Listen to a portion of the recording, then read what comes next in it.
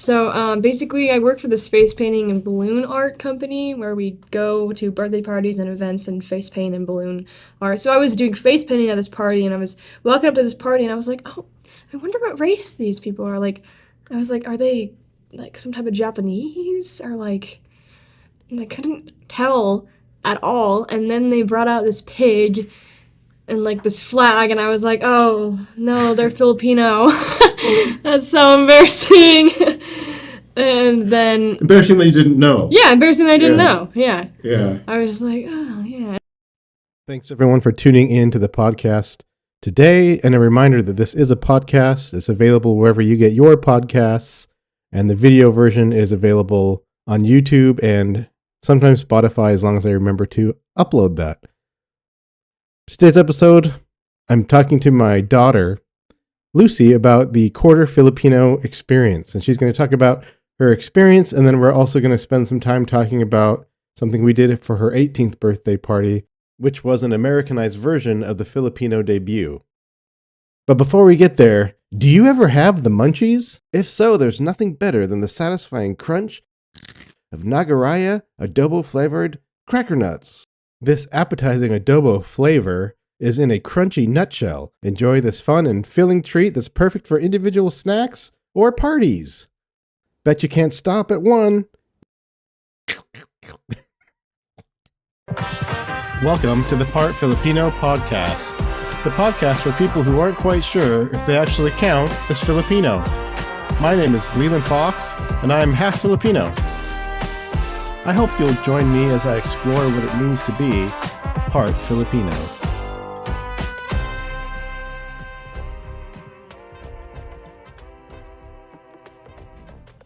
All right, welcome to today's episode of the Part-Filipino Podcast. I'm here with my daughter, Lucy, my wife, Catherine, and then I have two of my other kids, Alice and Jack.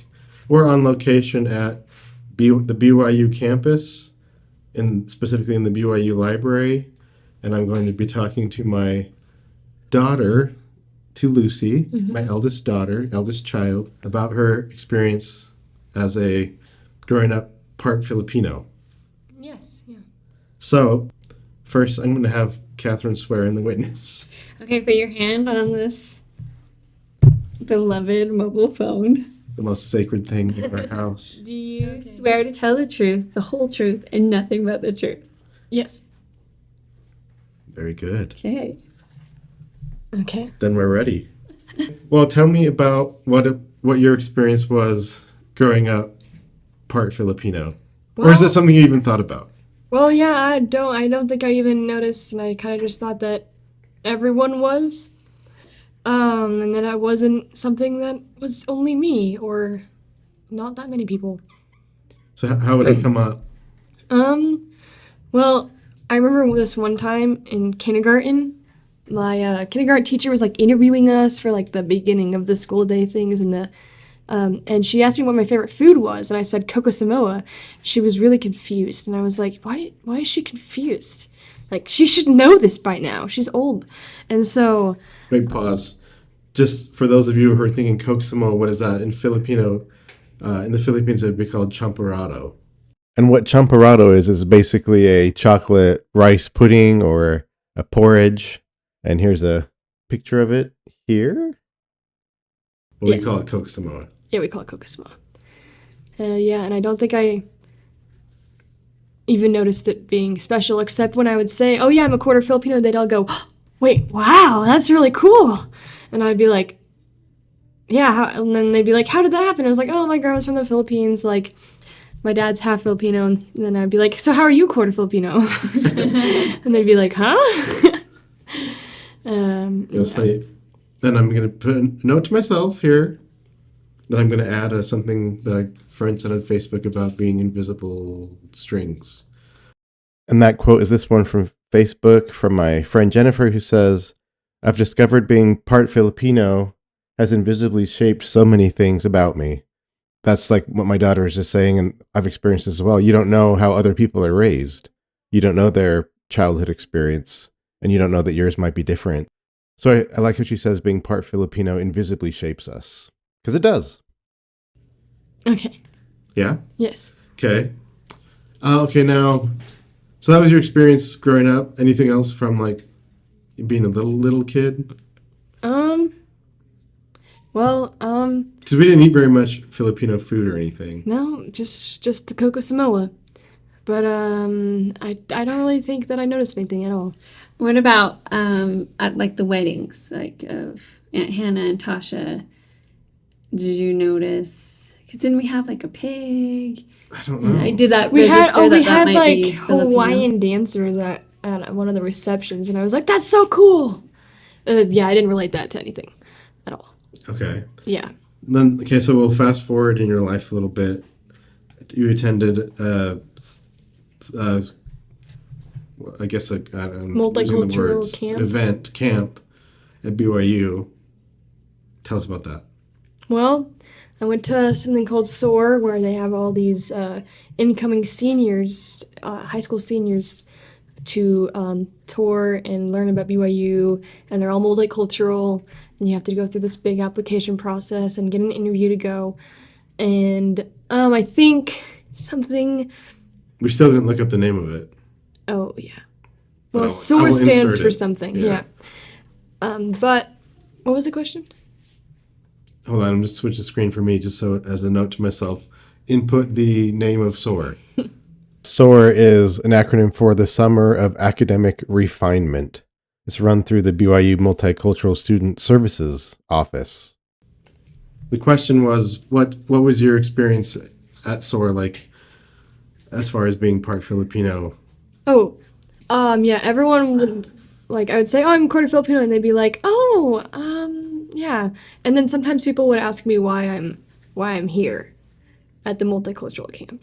And then I specifically remember this one time we were going to the Cannon Center, like the cafeteria, and we sat next to this old Filipino couple, and they were all like, oh, what are you guys here for? Like, what is this camp or whatever? Wait, how did you know they were Filipino?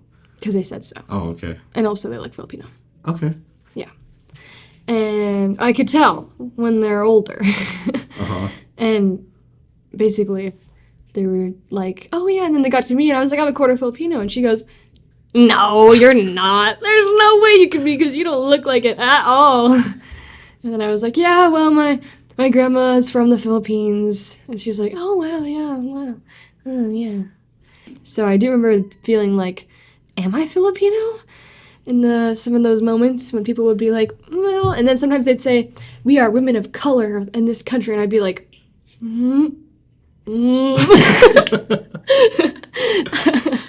Yes, I felt a little bit misplaced at times. Uh-huh. Yeah. So would you say that was the first time where you were like not sure if you were totally comfortable as saying part Filipino?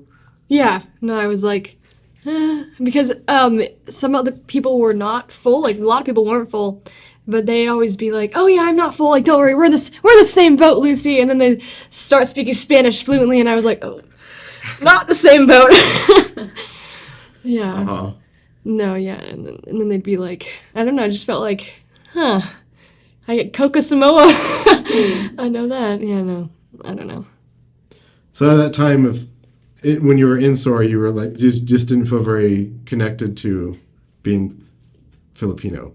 Yeah, because like most of the point is sharing what you have with the people there, and they share what they have with you, and I'd be like, nope, nothing to share. What would you say?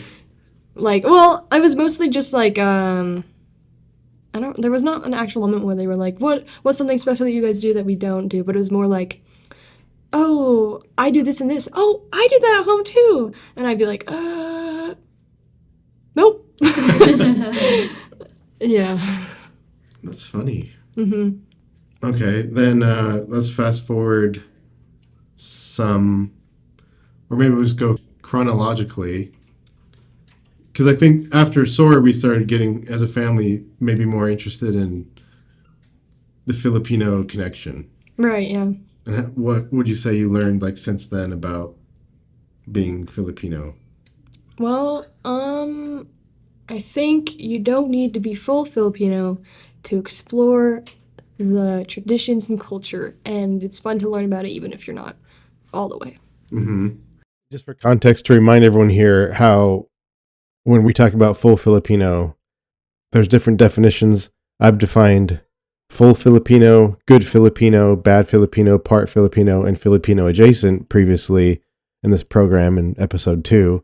All of those are Filipino. A full Filipino is a person who has 2 Filipino parents, who understands the culture, speaks a Filipino language. A full Filipino can also be considered a good Filipino, that's tongue-in-cheek, compared to a bad Filipino, tongue-in-cheek, is someone who has 2 Filipino parents who doesn't know very much about the culture, who might not speak the language, and that might be a lot of people say that are Filipino American, that are just removed and have assimilated into the United States culture and did not grow up familiar with the Filipino culture or language. Again, bad Filipino is tongue-in-cheek. Part Filipino is someone who has only one parent who is Filipino by blood. And my position that I take is that a part Filipino can't be a good or a bad Filipino per se. It's just something different. You're just part of it. So you can kind of be wherever you want to be in the spectrum, and wherever you are is the Filipino life. And then the last definition you'll see there is Filipino adjacent. That's someone that doesn't have Filipino blood, but might have a connection to the Philippines, either through interest, through marriage, through experience, things of that nature. And again, this definition of Filipino is not the legalistic definition. It's not Filipino citizen legally. It's just the Filipino blood heritage, things of that nature. So again, when we're saying full Filipino, we're talking about someone in the context of these definitions. Well, I think something that I did learn that made me feel really great and cultured was the Tling Dance that I did with my sister and my brother. And I will tell you briefly about that Tling Dance. It's a traditional dance. You basically take 2 long bamboo sticks, you lay them on the ground parallel to each other, and then you clap them together and hit them on the ground to the music, and then the person dancing has to navigate in between the sticks while they clap and bounce. So you try to do it and hope you don't get your legs snapped. And that was cool. And also my Filipino debut type ceremony that we did, that was pretty cool. And maybe walk through the details of what that was. So basically we invited a bunch of friends and we went to this park with a little pavilion and like tables, and made a little microphone hookup. And then we got all this Filipino food and we ate the Filipino food. And then we did an 18 rose ceremony. Do you know what the Filipino food was? It was like the Filipino spaghetti, and then lumpia, and then rice. Rice? Rice was there. Very Filipino. Yes. And then what else? Lechon. Am I saying right? Lechon? Yeah. And, well, kind of a version of it. And then also that fruit salad. Is it guinea tongue? Oh, I don't know what that's called, actually. With the tapioca and the coconut gel. I don't think it's guinea tongue, but Something. I don't know. It was good. It was really good. Yeah. And then, oh yeah. Yeah, I was gonna say. Then what happened during the? Well, I asked 18 people to present a rose to me and share a memory of me, advice or well-wishing. And so everyone just had like a minute or around a minute to say that, and then they gave me a rose. And after 18 people, I had a big bouquet of roses. And then we had dessert, which was lumpia and calamansi. Not lumpia. Oh yeah, no, it's not lumpias. Just cheesecake. Ube and calamansi cheesecake. Yeah. And then... Although there is a lumpia dessert. Oh. Huh. Called turon, which is one of my favorite things. Oh yeah, with the bananas. Yes. Oh yeah. That's right. Anyway, and then my sister Alice and I did a quarter of the Tling Dance, and then we helped people learn it. Just like if they wanted to come try, they could come try.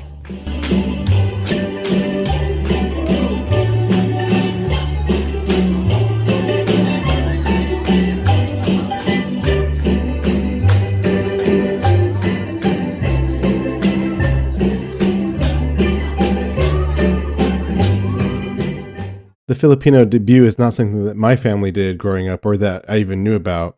It was just something that we learned about on the internet. And I'll pull up an article here about that.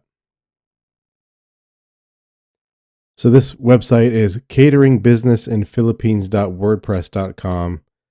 It has an article on the Filipino Debut, Filipino Traditions 101, what makes a Filipino debut, and it's basically a few components: a grand cotillion waltz dance, an 18 roses ceremony, and that's more dancing. Customarily, the dance is opened by the debutante and her father and is ended by the debutante and a very special male in her life, but she can choose to have in any order.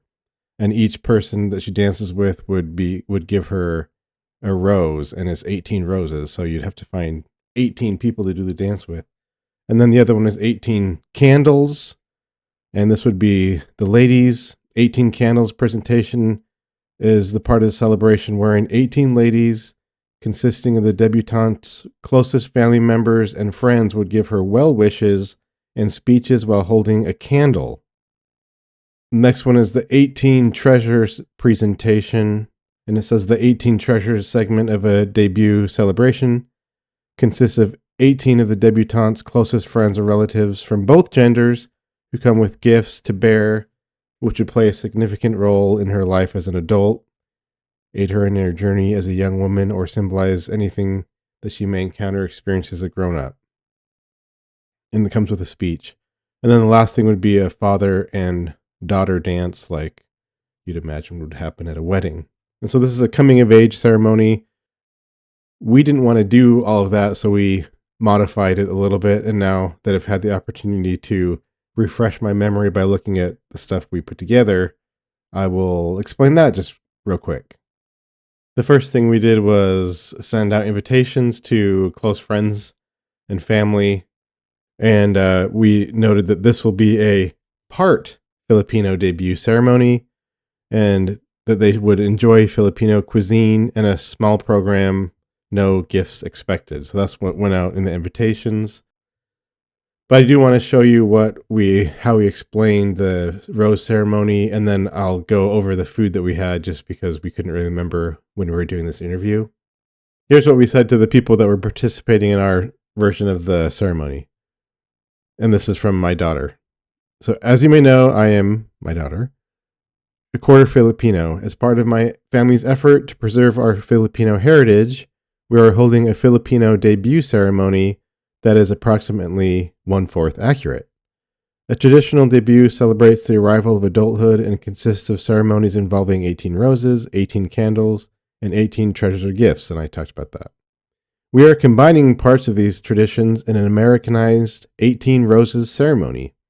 As part of this ceremony, 18 people will be asked to participate. Each person will be given a rose and a number 1 through 18.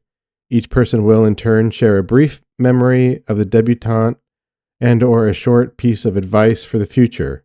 The person then hands the rose to the debutante. The resulting bouquet symbolizes the trove of wisdom and well wishes upon which the debutante's life may flourish. This ceremony is a meaningful celebration and is not a roast. As I've considered who to invite, I felt that I would really appreciate your participation. So that's how we introduced the ceremony to the people that we were asking to participate. Now let's go over the food, because the food is, of course, very important. All right, the first one here is, of course, lechon. We didn't actually do that because we went to the store and they wanted $450 for it, and we weren't in the mood to spend that kind of money on just one part of the meal. And then the lady also said, we do it in a special way with special spices so that it doesn't have that smell. And I was like, that smell? I'm not sure how a bunch of our neighbors would feel seeing a pig there on a platter with that smell. So we decided just to make shredded pork, but kind of Filipino style. But we still posted it as lechon so people would know what it is. And I have a little placard that says lechon is derived from the Spanish word leche, which translates to milk, and I know that because I was Jefe de Grupo in high school. The origin of the dish used small, young suckling pigs that were still nursing milk from their mothers. As lechon's popularity increased, cooks moved to use bigger pigs, and now lechon simply refers to a spit-roasted pig, slowly rotisseried over open coals. So that's what we let everyone know lechon was. We also had rice. I had a placard for that as well, which explains that the Philippines is famous for its majestic rice terraces. The terraces have literally been carved into the mountainsides. We just had white rice from the Walmart aisle. Then we, of course, had lumpia, which was a crowd favorite. And I had the placard for that. It says, lumpia was introduced to the Philippines by the Chinese, although the Filipinos made it their own and it spread throughout the Philippines. Lumpia is unique for the thinness and crunchiness of the crepe. There is a dessert version, and you heard me, Turon, which is one of my favorite desserts. And I already covered that when I was talking to my daughter in the interview. And then the salad that we couldn't remember the name of was buko pandan salad. Buko refers to a young, immature green coconut that haven't fully ripened, and pandan is a plant commonly used to add flavor. I don't really know what pandan is still. I tried to research it, but anyway, in this case, the buko pandan refers to coconut and pandan flavored jelly cubes, which is basically Jell-O. So that's the type of fruit salad that we made, and we just got the buko pandan jellies from our local Filipino store. Actually, the same place that was telling me about the lechon. Then we had the calamansi cheesecake. The placard that there says calamansi is most similar to a key lime. In fact, calamansi is sometimes called the Filipino lime. Calamansi is often used in beverages or marinades. And the Philippines is the only major producer of calamansi, and I think it should be more popular than it is, frankly. And then we made it into a cheesecake, which is something I did during COVID. I had a cheesecake dream, and then I learned how to make this cheesecake that I like. Then we had an ube cheesecake. That placard said, ube, aka the purple yam, is a staple crop in the Philippines. Ube is famous for its purple color. If you use ube in something you make, it will turn purple. Ube is similar to the sweet potato, but is more commonly used in sweet dishes like cakes, ice cream, cheesecake, which is what we did, donuts, etc. It is also commonly used in a traditional dessert drink called halo-halo, which I always like, but it's always out. And then the last thing we had, which is kind of a late addition, was Filipino spaghetti. And this placard explains that the U.S. introduced spaghetti to the Philippines in the 19th century. During World War II, there was a shortage of tomatoes in the Philippines. As a result, a Filipino war heroine created a way to make a spaghetti sauce substitute out of bananas. So banana ketchup was born, which is a sweeter version of ketchup, and that's why the spaghetti is sweet. There was also a shortage of beef, so instead of hamburger, they used hot dogs. Thus today, Filipino spaghetti is sweet and made with hot dogs. So that was all the food that we had there. And that getting the food together was one of the most stressful parts because you just don't know how much to make, but it all turned out pretty well with that. So that's how we did it. And the way we ran the program is just welcomed everyone, had food, did the program, and then did the Tling dance. Just a quarter of the dance because that's all we got to do. And what was the feedback you got?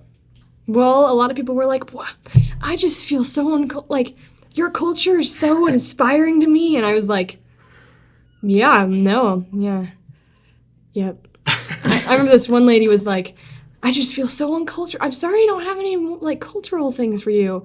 And I was like, "No, I feel the same way. We're the same, basically." Yeah, that's funny. I wonder if that's how you, like the opposite of how you felt at SOAR, is like people were like, I don't have any sort of cultural things, and she does. Yeah. Yeah. I need to get connected with my roots. Yeah. Okay, and I guess the last story I want to just cover is after. When your face painting story, was that before or after that? Before. Okay, No, well, wait. Tell that story, because Yeah. it's a funny story. So basically, I work for this face painting and balloon art company where we go to birthday parties and events and face paint and balloon art. So I was doing face painting at this party, and I was walking up to this party, and I was like, oh, I wonder what race these people are. Like, I was like, are they like some type of Japanese or like? And I couldn't tell at all. And then they brought out this pig and like this flag, and I was like, oh no, they're Filipino. That's so embarrassing. And then Embarrassing that you didn't know. yeah, embarrassing that I didn't know. Yeah. Yeah. I was just like, oh yeah. And then but I didn't say anything, so I was like, coast is clear. And then they were like asking me about stuff, or I don't know what they were asking me exactly, but I was talking about how I was part Filipino, and they were like, really? Oh, well, in that case, come get some food. Come eat with us. And then they were like so amazed that I was part Filipino, and they were like, so is it your mom's side or your dad's side? Tell me where do you get your food? And like all these things. And I was like, my grandma's house. But yeah, no, I thought that was pretty cool, and they were all impressed that I was Filipino, and I felt really special, even though they were all Filipino. Mm-hmm. Yeah. So Sora was the only time where you really were like, wait, am I really part Filipino? Or Yeah, pretty much. Okay, interesting. I think there's something to learn from that, but I'm going to process that. And I'll say it at the end of this episode once I do it. But anyway, any final thoughts on being part Filipino? Or let me start with that question, then I have one more question. Okay, well, I think you can learn about it even if you're not full. And I think I already said that, but I just feel so much better knowing that even, like, I'm not full, so, like, I don't need to be all-knowing, but I can still indulge and look at the culture because that's part of me still. Mm-hmm. Can I add to that? I think giving yourself grace in not knowing everything and taking time to learn is really valuable. And there's like this piece that you get from learning about your heritage, or the heritage that I'm honorarily involved in as the mom and wife, learning about it and enjoying it. Yes, yep. I don't have all that much to add from what my daughter or my wife already said, except for when I was thinking about doing this Part-Filipino project, I was really hesitant because I just felt like I didn't know enough about the Philippines and it wasn't ingrained enough. And so what they were saying is exactly what my experience has been, is that it's okay to start with where you are, and it's okay to learn what you learn and not know what you don't know. But the more you know, the more you'll learn about yourself, is what I'm finding to be true. And that's actually something that Filipino national hero Jose Rizal said. And I actually don't know much about him, but I know he said this, which is no history, no self. And that works with KNOW and just NO. So if you know your history, you'll know yourself. If you don't know your history, you won't know yourself as well. So wherever you're starting in your Filipino journey, it's okay to start there. See, okay, well, thank you. Any plans for the future as far as Filipino-related things? Well, now that I'm here at BYU, I'm planning on seeing if there's like a Filipino club and joining it, and I think there probably is. I don't know. And you guys teach people the Tling Dance. Yeah, that'll be fun. I'm sure people would be interested in that. No, they would, yeah, I'm sure. Okay. Good. Slowly fade to black. To inject space. Slowly fade to black.